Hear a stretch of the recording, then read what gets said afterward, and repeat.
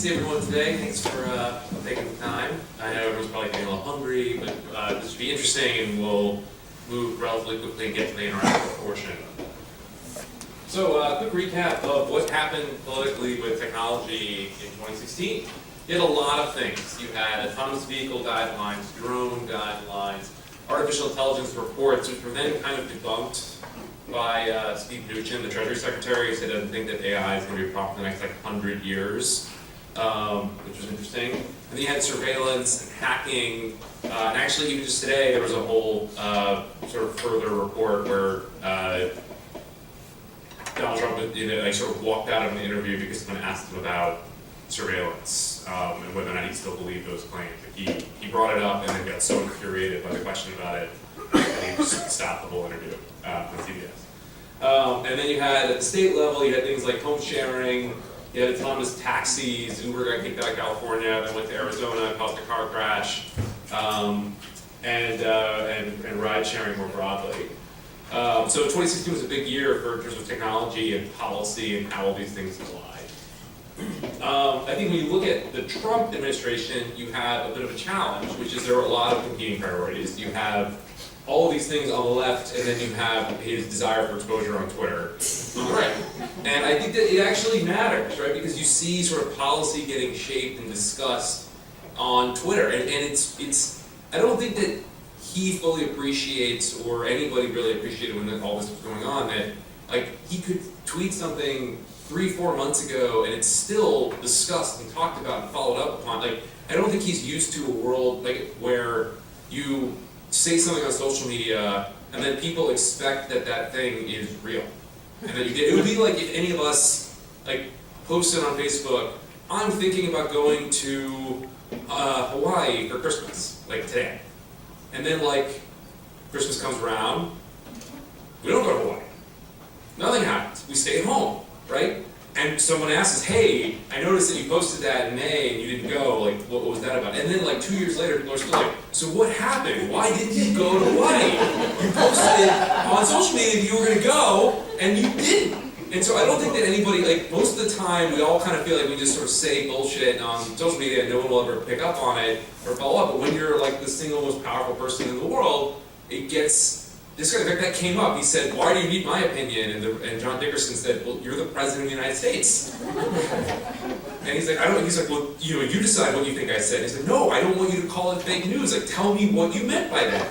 So anyway, it's a challenge. And I think that it also shapes how the administration thinks about technology and what they think technology is and what it can do and what it can't do. There's not a particularly deep understanding. There's a lot of unfilled roles, and I think it creates a lot of difficulties in terms of how things will take shape. You also have a lot of blurred lines, and this is what we're going to talk about in a second. You have ownership. That concept of ownership is changing. Right? It's actually kind of interesting when you think about even things like tax policy. They're making it much more attractive to be a corporation than a person, which could have a lot of interesting impacts when you think about the future and the role of infrastructure and things like Airbnb and taxis and self-driving cars and autonomous robots and all this stuff. There could be a world where you're actually much better off owning a robot that goes out and does stuff for you and paying a 15% tax rate than earning a wage yourself. Something to think about. Similarly, around privacy, authority, even facts. Like, I mean, this interview was really fascinating this morning. Another thing the president said was, I don't stand by anything. Okay, so what does that mean where everything is up for debate, everything can be called into question? There was even a whole thing where he said something like, nobody ever thought about how the Civil War happened. That was like another thing that came up today. And like Andrew Jackson could have prevented the Civil War. There's just a weird relationship with facts. And technology requires facts. It requires to look at something and say, okay, this is what's happening, this is how we need to live. We're designing algorithms that need a bunch of inputs to determine a bunch of outputs. And if your inputs are biased or flawed or, unwilling to be seen as valid, how can you actually do anything? Or do we just end up with two competing worlds where you have one set of facts driving one set of algorithms and another set of facts driving another? And then the other big challenge, and I think this is another area where, I think a new administration, a new governor, new people in governance positions are struggling, is It's not simple. There's the federal government, there's state governments, there's municipal governments, and all these folks have a role to play in all these different pieces. If you just look at the fight over sanctuary cities, it's a good example, where you have the federal government saying, we expect cities to support our policies, and cities saying no, and then the federal government saying, well, we're going to take away money, you don't do the thing we want, and then other parts of the federal government, other balls in the orbit saying, well, actually, no, you're not going to take away the money, like, we're not going to let you. So everything's really complicated. It's actually very difficult on like very concrete and specific issues, whether it's privacy, whether it's net neutrality, whether it's, you know, computers entering physical space through robots and you know, mobile devices and things like that. I think it's very challenging for anyone to actually wrap their heads around where things are going to go. And even very simple and straightforward issues become very challenging for both practitioners to understand where the laws are going and for the people writing the laws to think about what they should say. And one of the other challenges I think you have, especially in this current environment, is this desire to kind of shoot from the hip and just sort of do something and then worry about what the impact of that thing might be later. I think where you see a lot of frustration right now in the Trump administration too is they put something out there and it gets blocked by a judge and they're just baffled by this. Like they cannot understand the idea that they are in any way, shape, or form constrained by anyone else. And then when they are, they go back to Twitter and just complain about it. This is the one kind of unconstrained environment where you can just say and do whatever you want. So we have a bunch of high stakes as a result of all this. You have the future of work, what happens, especially like I said, with this new wrinkle around corporations and tax policy versus people, where you actually like.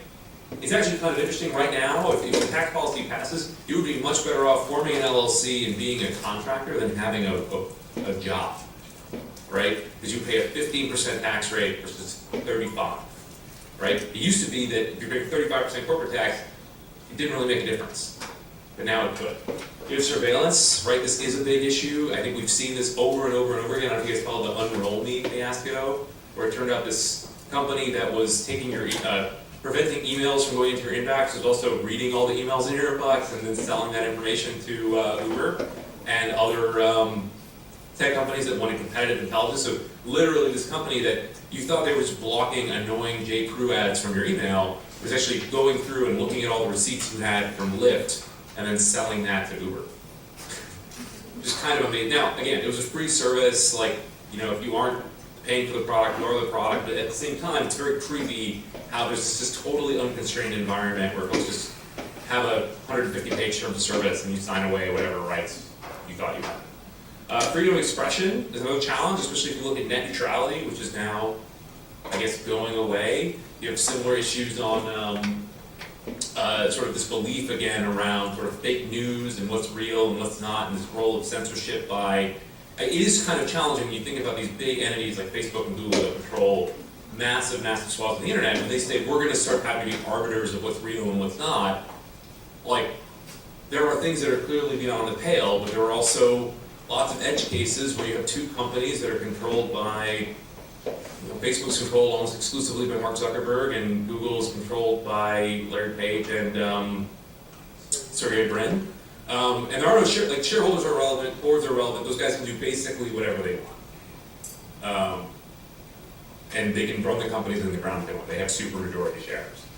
And then you have new technologies, which are also again kind of how do all these things take shape? What happens when you think about things like 23andMe and their ability to start investigating whether or not you're prone for a genetic disease, and how does that then relate to surveillance and your ability to get a job? Because all this stuff is getting out there. I mean, imagine if 23andMe started selling your genetic data to insurance companies and employers, and then, you know, anonymously, to then help them determine how to, you know, change their risk profile. These are real things, and these are real policy questions that it doesn't seem like will be answered anytime soon by anybody of any level of seriousness and thoughtfulness.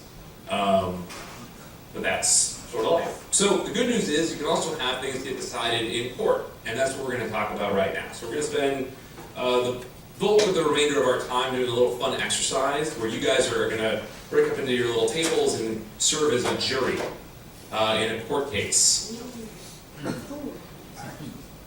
So I didn't think you were going to have jury duty today, and I don't know that we're going to give you your $6 that you normally get, but, and I'll go ahead and read this. I think you get $6, if I remember correctly, for jury duty, which is funny because parking is often more than that. I think it's 90. Oh, 99. Depends on the city. Okay, so, yeah, just, that's perfect. Alright, so we'll leave this up on the board. I'll read through it very quickly. You can select to serve on this important jury. It's a big deal. Okay? It's 2022, and every car on the road is capable of driving itself. Most cars still have a steering wheel. The logic for self-driving cars is that trillions of data points run through a neural network, you know, as a black box, right? So the automakers themselves don't necessarily have full insight into how decisions are getting made by the cars, right? This is one of these common weird problems with a lot of the big artificial, you guys know this.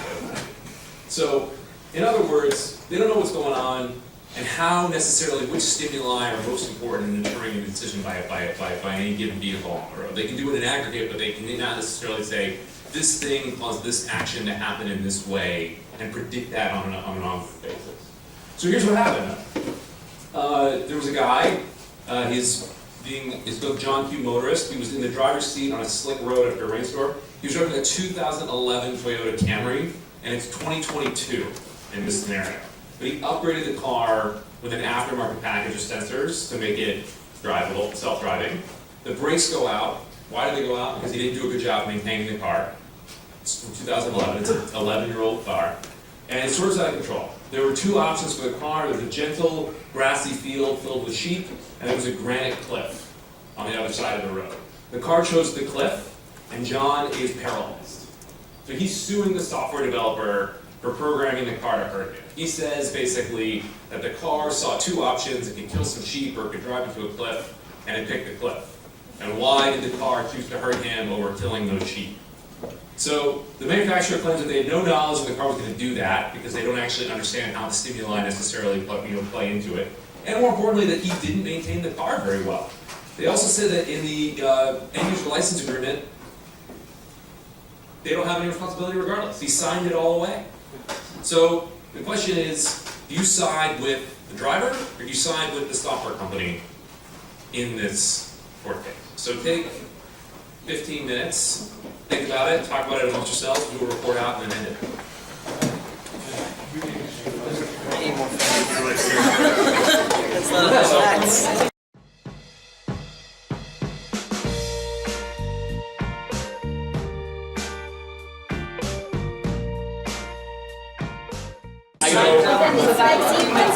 Here's what I'd like to see. I'd love a show of hands. How many people are siding with the motorist? Raise your hand if the jury found in favor of the motorist, either individually or as a group. Who supports the motorist? That's supporting the motorist. You can't go against both. You have to pick a side. Okay, so who sided with the software company? Wow. All right. So let's do. Is anybody particularly passionate about their feelings on the subject and would like to explain why they came to this conclusion? Let's start with defenders of people, defenders of the motorist. Raise your hand. All right, right here. Oh, okay. If you have a child and they do something wrong, do you blame the child or the parent? Depends on your style of parenting. So, the child do not kill anything, and then they decided, hey, I'm going to do a risk analysis, and if I kill 5 things versus if I go off this cliff and this guy's not going to die, I'm going to go off the cliff. Okay, I'm going to go off the cliff. So you think it was bad programming? Yes. All right, bad programming. Okay, in the back. There's an imbalance of information. The software company knows way more than the driver. And if you were to take the automated system and replace it with the human driver would be considered to be at fault regardless because they didn't do the inspections on the hardware. There you go. We wanted to ask more questions. Sure. We don't know You can have a contingent response based on my answers to Well, up to Hank's 2 brought up questions. the point that, is John paralyzed before this ever happened, or is it because he did? Oh, he's realized as a result of the accident. That's a tester right there. I've never thought about it that way, but it's a fair point. Yes, in the black and white. We had a hung jury. Yeah, hung jury, great. And we can see points on both sides. But I keep coming back to a requirement. I think that there should be a legal requirement that a car that is making a decision, software that is making a decision, should be making a decision that a reasonable driver would make. And that should be built into the requirements and into the design. What's a reasonable? What's a reasonable? But reasonableness is one of the things that courts test. I think that's valid. I think That courts use for a basis for their decisions. I don't know what a reasonable driver would do because they might just lose their head and drive off a cliff. But generally speaking, I think that a reasonable driver would prefer to drive into a field rather than off a cliff. Yeah. Unless it thinks the sheets are people. Well, Or that's Well, okay, so let's pause for a moment. The folks that sided with the company. All right, so right here in the front.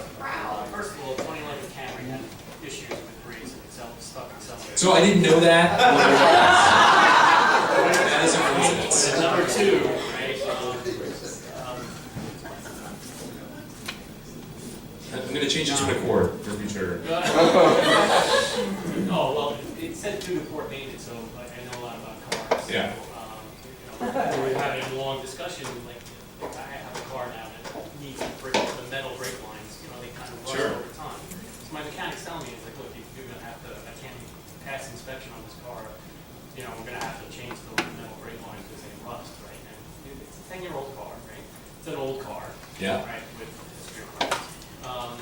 So, putting an aftermarket software on a 10-year-old car, for me is, I wouldn't do it, number one. Two, Yeah. right? And then, he did sign the. He did sign the tyrannical Now, we ULA. also had a good discussion that if it was a 103-page EULA, I know I wouldn't read it, right? But he did sign the EULA, and sometimes they are regarded as contracts, and sometimes they're not. So that's also playing a factor here too. Yeah, I think that's part of the idea of this exercise is you have a mix of hardware and software. Well, the hardware and the person created the situation, but then the software responded, I think, arguably poorly. Yeah. So we were hung and like, Yeah. we were going to decide 50-50 since he was suing them.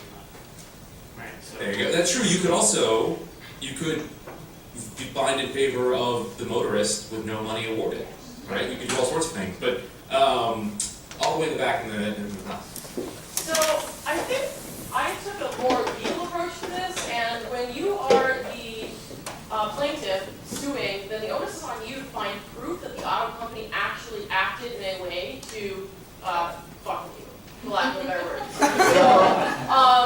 So first of all, he made a choice to get into something that was going to drive him with no input on his own, which is kind of insane.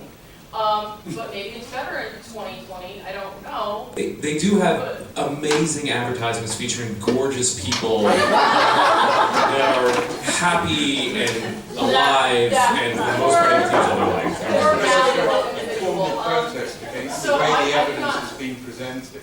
Because it's hardly a neutral presentation. No, it's not. I have a perspective on that. Yeah, but I think legally the onus is on the party who's doing the suing to provide evidence of the company's stated lack of process. So I think that would require more information than we have. And Yes. until we have that information, I would side with the company simply because he sued and it's his and his lawyer's job to actually find that information out. There's a very simple thing you can say.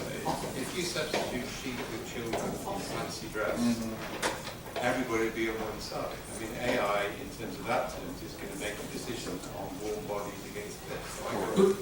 What's interesting about that is if it had been a person behind the wheel who had a choice between killing themselves or saving the children, I don't think they would be held responsible. An AI can't do that, right? Yeah.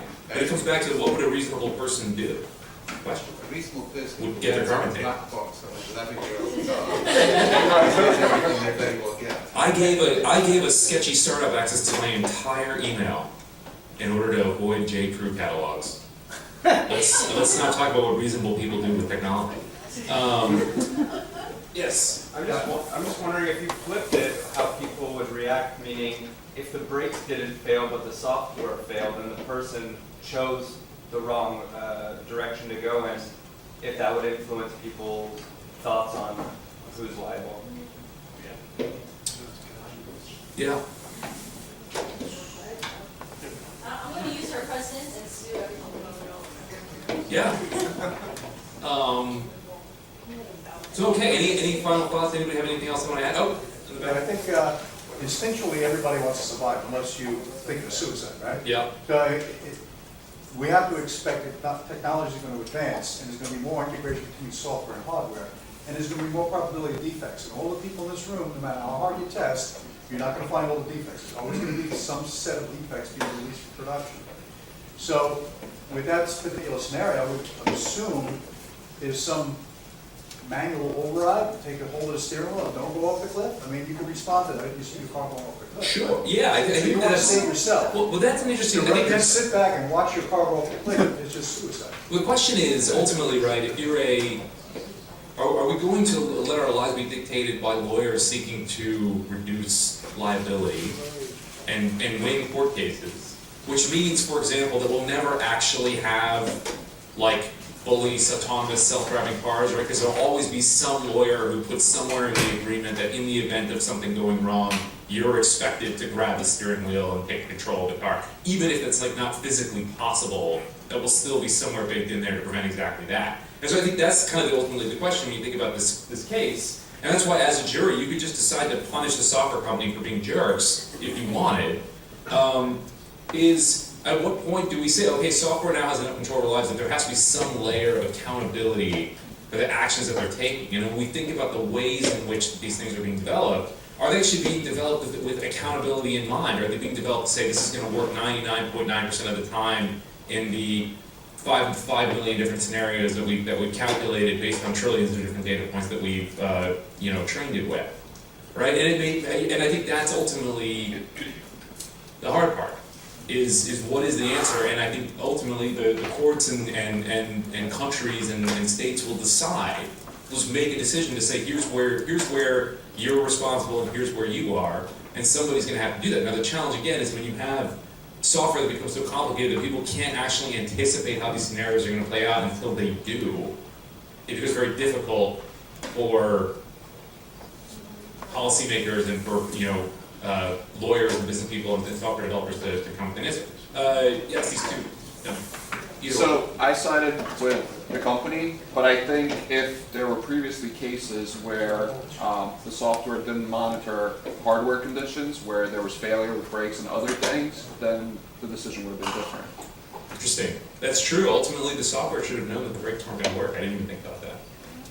They can't, like, consumers can't make informed consents because they don't have access to data to evaluate how the system was tested and what conditions and what risk they're taking on an automated system.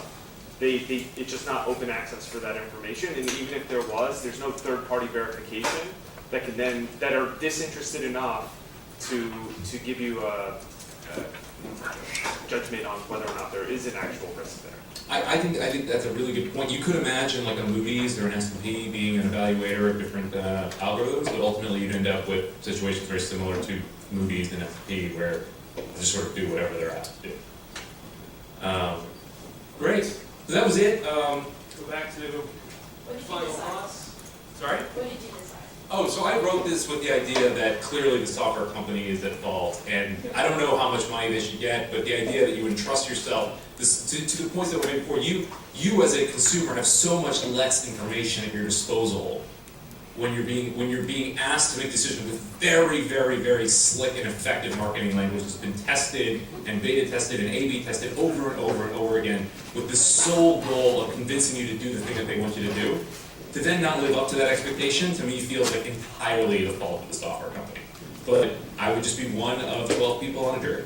So, you know, it kind of depends how it goes. But I do think that this is, I mean, if you think about, you guys all know this, if you look about Google, Google, I don't know how many of you guys have it set up so that Google shows you a little map of everywhere you've ever been all the time. What's messed up about that is when they ask you to opt in on that, the way that they frame it is, would you like a better experience? And who's going to say no to a better experience? Or they did this again when they removed the anonymity on the advertising data versus your account data, right? They did that a few months ago. It was so opaque that it took like dogged tech reporters like 4 months to figure out that that was the implications of the updated terms of service. But again, they framed it as, how would you like to have a better ad experience? Yes or no? And again, now for me, I think the best ad experience is no ad experience, so that was an easy choice to make. But for most people, they say, oh, of course, not realizing the implications. So I think that the challenge here is when you have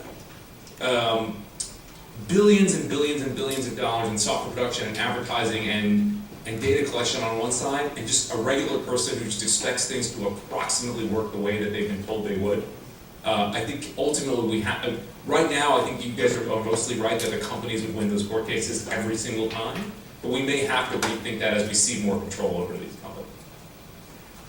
Can I guess, speak almost an opinion, but phrase it in a way that sounds like it's a question? Sure, or just say it. Some concerns like the system we have about a system where a lot of the laws that come in place come around finding fault with something that's happened that nobody saw happen beforehand. Fire in the theater, Yeah. there's a massive search to figure out who's to blame, as opposed to trying to just figure out what's the best way to avoid this from happening again. And by having a system that's entirely based on penalizing someone, gives you the least opportunity to actually discover a way to sort of improve the system overall.